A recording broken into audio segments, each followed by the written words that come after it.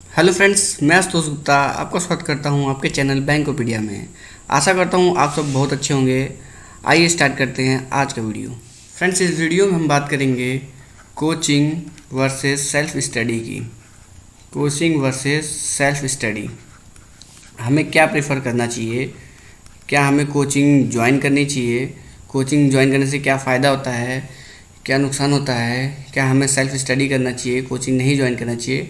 ये सब डाउट है बहुत सारे लोगों को जो प्रिपरेशन स्टार्ट करना चाहते हैं। वो इन सब चीज़ों से बहुत कंफ्यूज हैं कि उनको कोचिंग ज्वाइन करना चाहिए या सेल्फ स्टडी करना चाहिए। तो फ्रेंड्स, कोचिंग ज्वाइन करने के बहुत सारे फ़ायदे हैं, वही बहुत सारे नुकसान भी है। और सेल्फ स्टडी का तो अपना अलग ही बात है। आप बहुत सारे वीडियो देख सकते हैं यूट्यूब पे, जिसमें लोगों ने बैंकिंग एग्ज़ाम क्रैक किए हैं, बहुत सारे एग्ज़ाम क्रैक किए हैं सेल्फ स्टडी से, खुद से स्टडी करके। फ्रेंड्स, एक बात आप समझ लीजिए, अगर आप कोचिंग ज्वाइन कर रहे हैं तब भी आपको सेल्फ स्टडी तो करना ही है। कोचिंग बस एक हेल्पिंग टूल होगा आपका, वो आपका सिलेक्शन नहीं दिला सकता। आपको सेल्फ खुद पे ही डिपेंड होना पड़ेगा आपके सिलेक्शन के लिए। फ्रेंड्स, मैंने जब प्रिपरेशन स्टार्ट किया था तो मैंने भी 20 डेज़ के लिए कोचिंग ज्वाइन किया था। वैसे कोई कोचिंग 20 डेज़ के लिए ज्वाइन नहीं किया था, ज्वाइन तो पूरा कोर्स था मेरा, ज्वाइन तो पूरा कोर्स के लिए किया था। बट आफ्टर 20 डेज़ मैंने कोचिंग लीव कर दिया और सेल्फ स्टडी करने का फ़ैसला लिया। आप भी आप भी कोचिंग ज्वाइन कर सकते हैं अगर आप एकदम बेसिक से पढ़ना चाहते हैं। कोचिंग ज्वाइन करने के यही सारे फ़ायदे हैं फ्रेंड्स। पहला फ़ायदा तो यही है कि आपको वहाँ एक सिस्टमेटिक वे से पढ़ाने के लिए लोग मिल जाएंगे। सिस्टमेटिक वे से आपको पता चल जाएगा कि क्या सिलेबस है, किसके बाद कौन सा टॉपिक आता है, किस तरीके से पढ़ना है। एक रास्ता आपको समझ में आ जाएगा कि हाँ, इस रास्ते पे आपको चलना है। आपको सिलेबस पता चल जाएगा, आपको मॉक टेस्ट के बारे में पता चलेगा, सारे बेसिक चीज़ें आपको पता चल जाएंगी कि हाँ, इस एग्ज़ाम का पैटर्न क्या है, कि क्या शेड्यूल है, कैसे क्या होता है। ये सारी चीज़ें आपको कोचिंग से जल्दी पता चल जाएंगी। और अगर आपका लक अच्छा रहा तो आपको टीचर अगर आपको अच्छा मिल गया तो आपके बेसिक भी वो जल्दी से क्लियर करा देगा।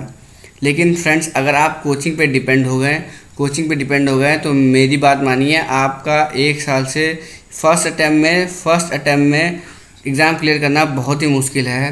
क्योंकि कोचिंग वाले इस समय, कोई भी कोचिंग हो, कितनी भी बढ़िया कोचिंग हो, वो लोग इसको बिजनेस बना चुके हैं। कोचिंग में गए आप तो आपको फर्स्ट अटैम्प्ट में निकलना तो नामुमकिन के बराबर है।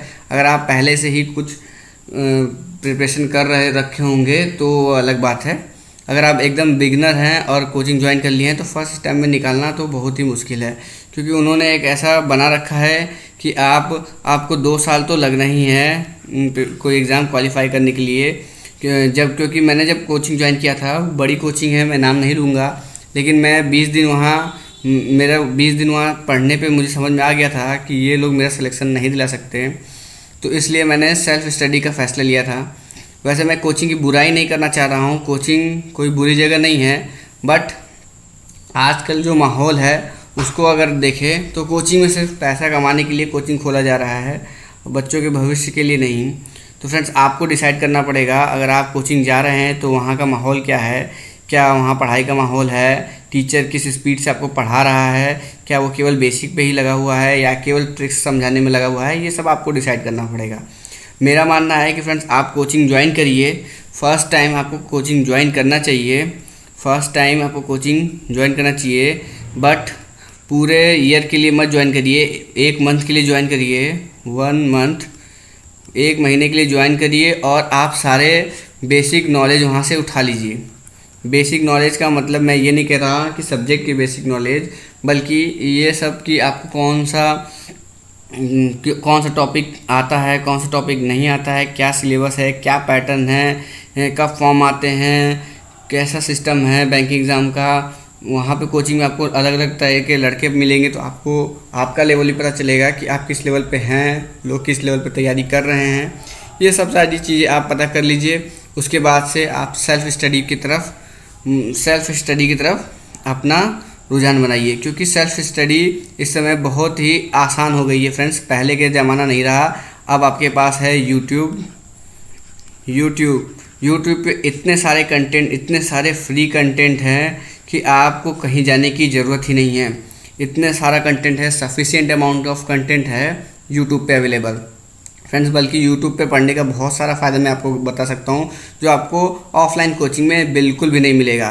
पहला फ़ायदा ये है कि आप अपने टाइम पे पढ़ सकते हैं। आप अपने टाइम पे पढ़ सकते हैं, जब आप फ्री हुए आप पढ़ सकते हैं।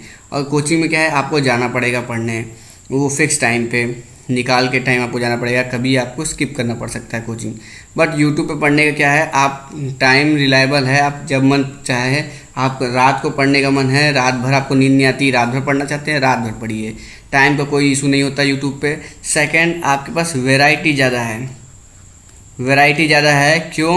क्योंकि अगर आप कोचिंग ज्वाइन कर रहे हैं तो आपको एक ही टीचर अवेलेबल होगा। आप चाहें तो दो सेकंड बैच में जाएंगे तो 2 टीचर हो जाएंगे अवेलेबल। यूट्यूब पे इतने सारे टीचर हैं, आपको जो सूटेबल पड़े वो उस टीचर से आप पढ़ सकते हैं। अगर आपको एक टीचर नहीं पसंद तो दूसरे चैनल के टीचर पढ़ें, जहाँ आपका रेजोनेंस बैठा, जिस टीचर से आपका रेजोनेंस बैठा, जो टीचर आपको ऐसा लगने लगा कि ये हाँ इसकी बातें मुझे समझ में आ रही है, आप उससे पढ़िए। तो सेकंड बेनिफिट यही है कि वैरायटी है यूट्यूब पे बहुत सारी। अगर आपको एक टीचर समझ में नहीं आता तो आप दूसरे टीचर से पढ़ सकते हैं। थर्ड है कि आप का टाइम सेव होगा बहुत ज़्यादा यूट्यूब पे पढ़ने से, क्योंकि आप यूट्यूब पे स्किप करने का ऑप्शन होता है। स्किप कर करके वीडियो को पढ़ सकते हैं। उसके बाद से आप रिवाइंड करने का ऑप्शन होता है। रिवाइंड कर करके जब तक आपको समझ नहीं आ रहा है तब तक आप रिवाइंड करके पढ़ सकते हैं। स्किप करके भगा के पढ़ सकते हैं कि हाँ इतना तक मैं पढ़ चुका हूँ, अब मुझे इसके आगे पढ़ना है।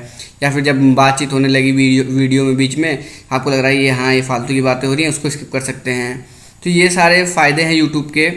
और बहुत अच्छे अच्छे कंटेंट यूट्यूब पे पड़े हैं। अड्डा के देख लीजिए, अनअकैडमी के देख लीजिए। अड्डा का अगर आपको क्वांट पढ़ना है तो सुमित सर से पढ़ लीजिए। और अनअकैडमी में बहुत सारे टीचर हैं, मैं क्वांट के लिए सुमित सर को प्रेफर करता हूँ। उसके बाद अगर आपको रीजनिंग पढ़नी है तो अंकुश लांबा से पढ़ सकते हैं, अंकुश से। और अगर आपको इंग्लिश पढ़नी है, इंग्लिश के लिए तो कुछ पढ़ना ही नहीं है, न्यूज़पेपर पढ़िए घर पे, कहीं जाने की ज़रूरत नहीं है आपको। तो फ्रेंड्स, सेल्फ स्टडी इस समय बहुत ही ईजी हो गया है, आपको कहीं जाने की कोई ज़रूरत नहीं है। हाँ, एक बार कोचिंग आपको ज्वाइन करना चाहिए स्टार्टिंग में, ताकि आपको माइंड खुल सके, माइंड ओपन हो सके कि आपको क्या आखिर पढ़ना क्या है, कहाँ पे है। वैसे यूट्यूब पे भी बहुत सारे स्ट्रेटेजी की वीडियोस पड़ी हैं, अगर आप चाहें तो इसको भी स्किप कर सकते हैं और खुद से प्रिपरेशन स्टार्ट कर सकते हैं। बट मैं रिकमेंड करूँगा कि एक बार आप कोचिंग ज्वाइन करें।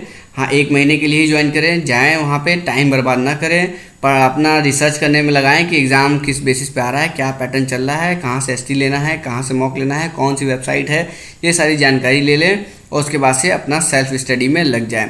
फ्रेंड्स, मैं देखता हूँ लोग कोचिंग ज्वाइन कर लेते हैं, फिर फ्रेंडशिप के चक्कर में पड़ जाते हैं, फ्रेंड्स बनाने, घूमने, इन सब चक्करों में पड़ जाते हैं और उनका ईयर बर्बाद होता रहता है। फ्रेंड्स, आप बच्चे नहीं रहे हैं, आप ग्रेजुएट हो चुके हैं, आपको इस समय जॉब की ज़रूरत है, ना कि फ्रेंड्स की ज़रूरत। जॉब मिल जाएगी, बहुत सारे फ्रेंड्स मिलेंगे, तो आप मेरे हिसाब से कोचिंग ज्वाइन करिए कुछ दिनों के लिए ही, 20 दिन, 25 दिन, 1 महीने।